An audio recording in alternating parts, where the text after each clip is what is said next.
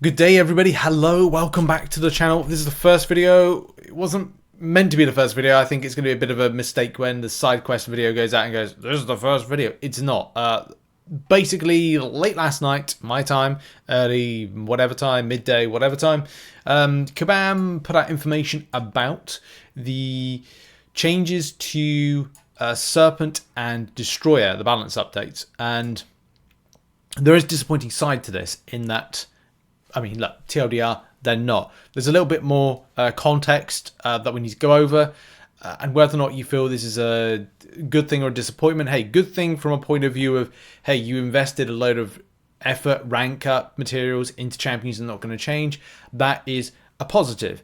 The negative is going to be, which we're going to talk about in a minute, and the things I'm going to address is new players starting to the game and interacting with these champions for the first time. Damage output when it comes to Destroyer. The fact that Kabam seem to be structuring a way of bringing new champions in to counter these older champions and going back to something that they did in the last 3 years. We'll get into those points in a minute.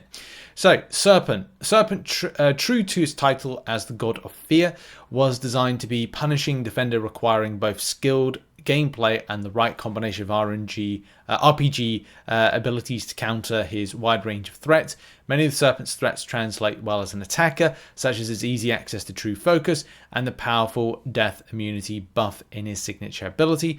As a ramped up champion with a favourable matchups against a handful of potent tech defenders, we're happy with how Serpent has landed as an attacker. I think we can all agree with that. I still need to be a bit bolder and braver with using that champion a bit more, and especially in things like side quests. Like, I should have used that champion in side quest footage and coverage, but it's something that maybe I could do like a little video to kind of go, hey, I used this and actually found him quite good. I don't know, topic based videos, interesting. Moving on. With the aggressive defensive target, we were expecting the Serpent to make an immediate impact at both PvP metas, Battlegrounds and Alliance War by injecting decks and defenses with combo of cosmic class threats, power gain, death immunity and pierce. Over time, as players identify new counters and strategies to fight the Serpent, we're seeing his performance as a defender stabilize at a strong but healthy level. Specifically, we're happy to see Symbiote Supreme and Wiccan saw increased usage over time to combat Serpent and his unique combo of threats and damage mitigation. Players comfortably use America Chavez and Kuchala also continue to thrive in the matchup. Yeah, I was going to say America Chavez is a fantastic counter. Also, Werewolf by Night, don't let that guy kind of slip. A champion that I rank 2'd, having a great amount of fun with that champion. Should use him more, but it is what it is with it. While we expect the Serpent to remain high-performing defender, we're happy with how his performance as a defender has played out so far and won't be making any changes. It's slightly disappointing on that kind of defensive element to it. Yes, I do agree that Symbiote Supreme, Wiccan, America Chavez, and Kuchala and Werewolf by Night, I think that's it from the top rated. There are more out there, by the way, counters to Serpent, but yeah, it's just, I think, a little bit unfortunate with that. We'll bring in your opinions in a minute from response. And the Destroyer. The Destroyer joins the contest aiming to be a formidable attacker and defender. Attacker not so much, featuring Mystic newest ability to fight buffs destroy. As an attacker, the Destroyer has found success against opponents who rely on buffs for their defensive threat, which again makes it very specific. It doesn't mean that it covers all bases, it makes it very specific. As shown by his high attacking performance versus potent cosmic defenders, again further illustrating the point of going, well, that's specific. It's like, so we're just taking this champion to do that. I can't go, well, I think he'd be quite good for this fight against a skill, mutant, whatever different one. It's just having that kind of coverage and damage potential, which seems to be kind of like suppressed a bit. Defensively, he has become a mainstay on Alliance War's defense and threatening synergies on multiple different spots of the map. Yeah, I couldn't move for last season and the season before. Yeah, for fighting off against him.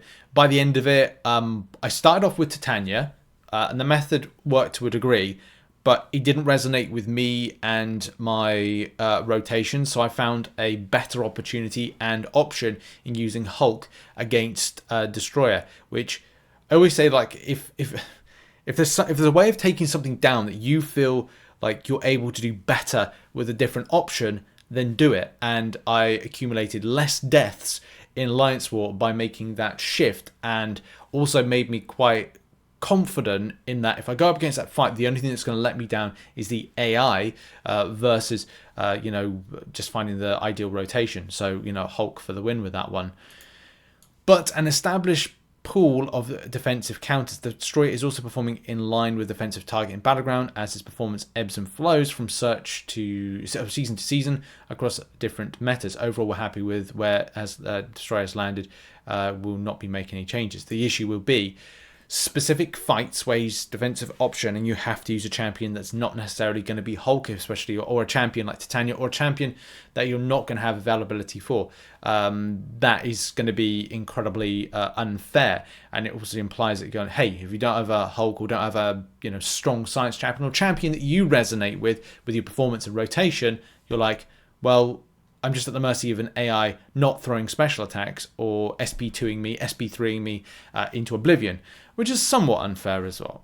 Anyway, the points that I raised at the start of this video was that Kabam seemed to be going back to this old cadence of going, hey, we've released a champion, wait about 2, 3, 4 months until there's kind of a counter to it that's going to be beneficial, or wait longer to find a counter that's going to be able to take it down better.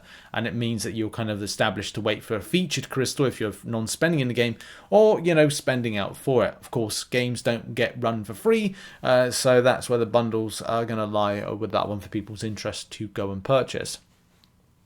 Either way, I think it's probably best to see where you guys are and what you guys are saying on the matter for these champions. So Viper starts off a conversation saying, wow, I can't believe Kabam has decided Serpent isn't overtuned and ridiculous.